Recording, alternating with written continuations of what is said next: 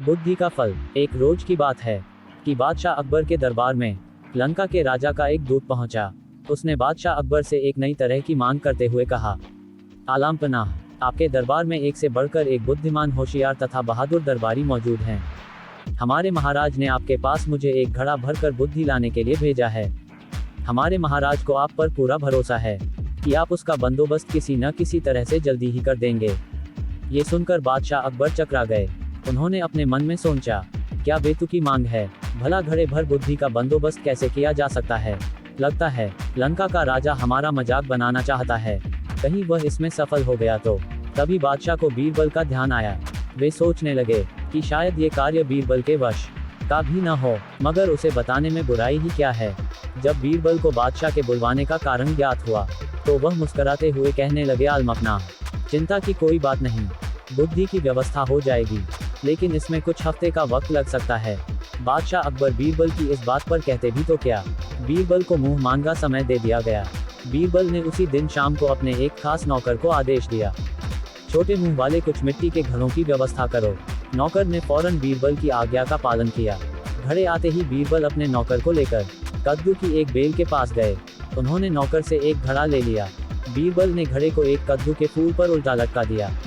इसके बाद उन्होंने सेवक को आदेश दिया कि बाकी सारे घड़ों को भी इसी तरह कद्दू के फूल पर उल्टा रख दें। बीरबल ने इस काम के बाद सेवक को इन घड़ों की देखभाल सावधानी पूर्वक करते रहने का हुक्म दिया और बीरबल वहां से चले गए। बादशाह अकबर ने कुछ दिन बाद इसके बारे में पूछा तो बीरबल ने तुरंत उत्तर दिया, आलमपना, इस कार्य को हो चुका समझें, बस 2 सप्ताह का समय और चाहिए, उसके बाद पूरा घड़ा बुद्धि से लबालब भर जाएगा। बीरबल ने 15 दिन के बाद घड़ों के स्थान पर जाकर देखा कि कद्दू के फल घड़े जितने बड़े हो गए हैं। उन्होंने नौकर की प्रशंसा करते हुए कहा, तुमने अपनी जिम्मेदारी बड़ी कुशलतापूर्वक निभाई है, इसके लिए हम तुम्हें इनाम देंगे।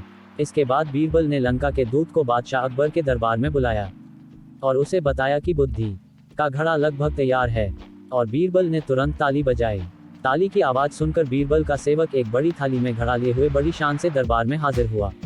बीरबल ने घड़ा उठाया और उसे लंका के दूत के हाथ में सौंपते हुए कहा, लीजिए श्रीमान, आप इसे अपने महाराज को भेंट कर दीजिए, लेकिन एक बात अवश्य ध्यान रखिएगा कि खाली होने पर हमारा ये कीमती बर्तन हमें जैसा का तैसा वापस मिल जाना चाहिए। इसमें रखा बुद्धि का फल तभी प्रभावशाली होगा जब इस बर्तन को कोई नुकसान न पहुंचे। इस पर दूत ने कहा, हुजूर, क्या मैं भी इस बुद्धि के फल को देख सकता हूँ?